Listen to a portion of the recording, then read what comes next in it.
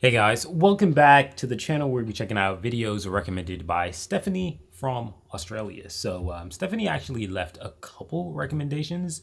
Well, not a couple, just two of them. And one of them is from SBS Dateline. A link for both videos will be in the description. And the other is from the KOAA 5. I'd imagine both of these are news channels because they're both related to Australia and fire. The title of the first one that we're going to be checking out is U.S. Firefighter Describes Horror Moment During Aussie Bushfire. The second one is Local Firefighter Returns from Helping with Australian Fires. Quite interesting. I actually very aware of how badly fires are in Australia. In fact, basically, you guys have every natural disaster possible, which is quite unfortunate. But at the same time, it's good to see that American firefighters came over there to help you guys with the severe fires that were taking place. But yeah, without further ado, we're checking out this video right now. So thank you to Stephanie for the recommendation. If you guys have any recommendations, leave those in the comment section down below, or preferably because that link in the pinned comment section where you can recommend videos about Australia, and I'll check them out as soon as possible. Without further ado, let's check it out. We have 31 firefighters that are about to land from Los Angeles.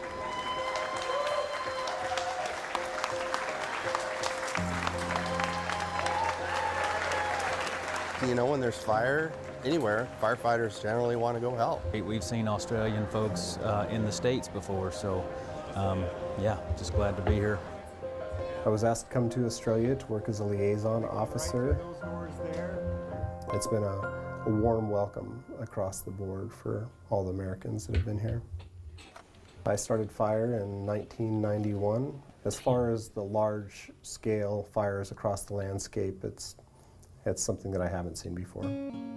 I've got 5 kids running around, and my wife obviously has to manage that. It's something that we need to slow down and think about, is the toll that it takes on a family when we are gone for a 30-day assignment. I know that my daughters are proud that I'm in Australia. All of my family is. Oh. And came to Australia to help out with the situation that's going on here. As far as the fire intensity, it was some of the most intense fire I've ever seen in my 25 plus years of fighting fire.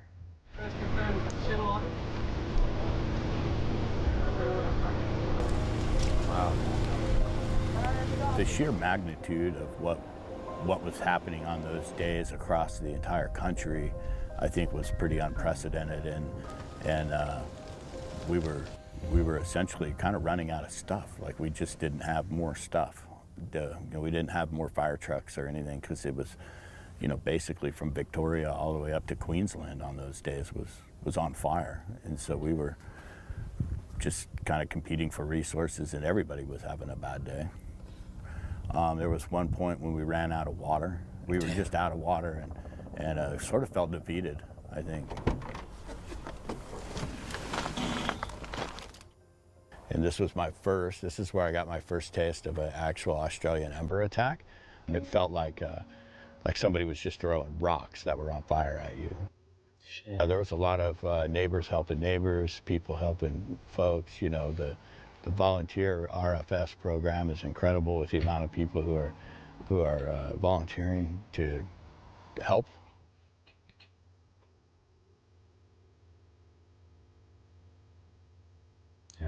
It was absolutely heartbreaking to get that news that night. It was really a gut-wrenching moment that lasted for quite some time after that.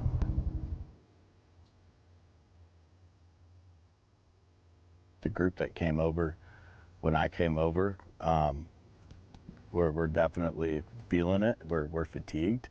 But I can't imagine what it's like for some of the local firefighters here that have done 4 months of this. Me and the brigade have been out for about the last month. We're a bit worn down, a bit sick of it, but yeah, just do what you got to do. Eric's been on this side working with us for the last couple of weeks. Oh, he's been an enormous help to everyone on this side. Hopefully we'll repay the favour one day.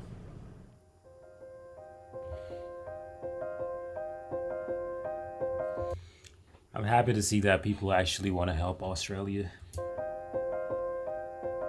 I think that the attention that has come to Australia is because of the sheer size and scope and duration of the wildfire event that has happened.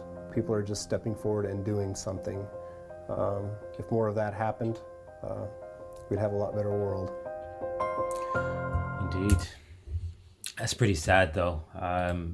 Australian fires are just absolutely, they're scary, okay? They're very scary. Honestly, I wouldn't want to see it in person at all, not even for a second. But we're checking out the second video right now, so let's get right into it. And back down here, the strong winds and lack of snow have increased fire danger. As we've been reporting, Australia dealing with massive wildfires, and their conditions have been dry and windy to the extreme. Yeah, tens of millions of acres burned, so overwhelming. Firefighters from here in the U.S. assisting. One of them, based at our Monument Fire Center, just returned home. Bill Folsom sat down with him today. Bill in studio, and we've seen the video, Bill, so does he confirm how bad it is? Oh yeah, Eric Zanato has experience at many of the worst wildfires in Colorado and our country. He spent 6 weeks at fires in New South Wales. That's the area near Sydney. The size and intensity of what's happening in Australia is beyond anything he's experienced. The acres burned in Australia into the tens of millions. So many wildfires, firefighters from the U.S. are helping. It includes fire pros from southern Colorado, including the Monument Fire Center. What's happening down there is unprecedented. It's pretty epic, and I don't know how you could possibly get prepared for what happened. Eric Zanato offered to help and was sent just after Thanksgiving. The district fire management officer ended up on multiple fire lines in New South Wales. He described so much smoke it was like fog blocking the sun.